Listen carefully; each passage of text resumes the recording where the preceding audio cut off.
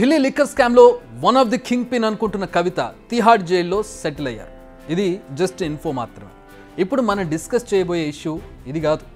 Kavitha and co పంపిన డబ్బు మూటలను కేజ్రీవాల్ ఏం చేశారు, ఎక్కడ ఖర్చు పెట్టారు?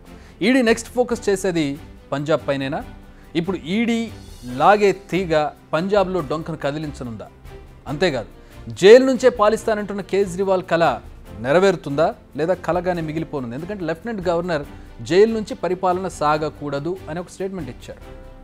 వరుసగా సమన్లు, ఆ తర్వాత సోదాలు, విచారణలు, విశ్లేషణలు ఇలా అన్నీ చేసిన తర్వాత ఢిల్లీ లిక్కర్ స్కామ్లో కింగ్ పిన్గా భావిస్తున్న అరవింద్ కేజ్రీవాల్ కవితలను అరెస్ట్ చేసింది ఈడీ.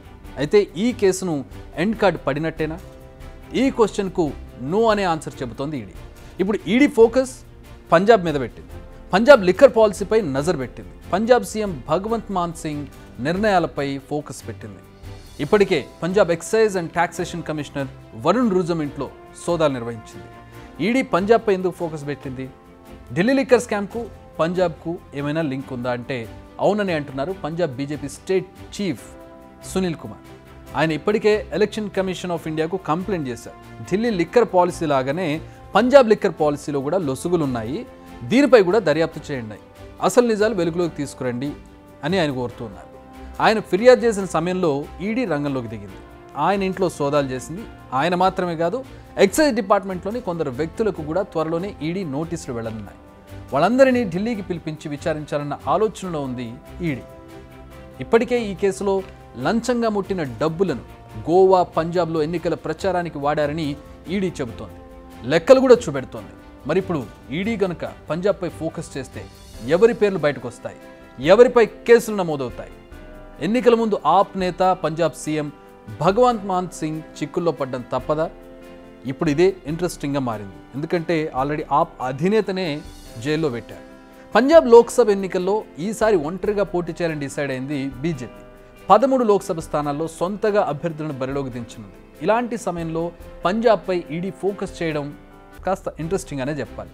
ఈడీ మరికొన్ని రోజుల్లో గనుక నోటీసులు జారీ చేసి విచారణ జరిపితే బీజేపీ ఎన్నికల అస్త్రం పంజాబ్ లిక్కర్ పాలసీ కావడం తథ్యం. ఇది పంజాబ్ స్టోరీ. ఇప్పుడు ఢిల్లీకి వద్దాం.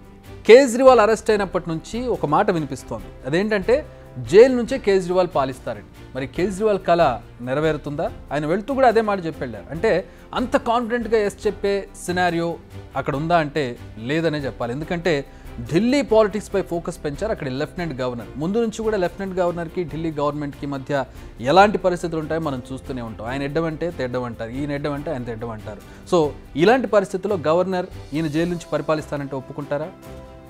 సర్కార్ జైల్ సే నహీ చలేగి అంటున్నారు Delhi lieutenant governor VK Saxena. Delhi ప్రజలకు నేను నమ్మకం ఇస్తున్నా, ప్రజల ప్రభుత్వం జైలు నుంచి మాత్రం నడవదు అని బల్లగుద్ది మరీ చెబుతున్నారు. దీన్ని బట్టి చూస్తే కేజ్రీవాల్ కళ నెరవేరే పరిస్థితి అయితే కనిపించడం లేదు. నిజానికి గురువారంతో కేజ్రీవాల్ కస్టడీ ముగియనుంది, కానీ ఆయనకు బెయిల్ వచ్చే ఛాన్సెస్ అయితే చాలా తక్కువ. సో ఆయన కూడా కవిత బాటలోనే తీహాడుకు వెళ్ళక తప్పని పరిస్థితి. ఇదే జరిగితే వెంటనే రంగంలోకి దిగేందుకు రెడీగా ఉన్నారు లెఫ్టినెంట్ గవర్నర్ సక్సేనా. టెక్నికల్గా చూస్తే రాజ్యాంగం ప్రకారం ప్రస్తుతం నేరం నిరూపించే వరకు కేజ్రీవాల్ను నేరస్తుడిగా పరిగణించడం, కాబట్టి ఆయన చేతి నుంచి పాలనా పగ్గాలు వెళ్లే పరిస్థితి లేదు. నైతికంగా ఆయన రాజీనామా చేస్తే తప్ప టెక్నికల్గా ఆయన నుంచి అధికారాన్ని లాక్కునే పరిస్థితి లేదు. ఒకవేళ లెఫ్టినెంట్ గవర్నర్ ఏవైనా చర్యలు తీసుకుంటే మళ్ళీ ఈ పంచాయతీ రాజ్యాంగ ధర్మాసనానికి చేరుకోవడం పక్కా. ఓవైపు ఈ పంచాయతీ నడుస్తుంటేనే మరో బాంబు పేల్చారు కేజ్రీవాల్ సతీమణి సునీత. రౌజ్ ఎవెన్యూ కోర్టులో కేజ్రీవాల్ సంచలన విషయాలు చెప్పబోతున్నారు.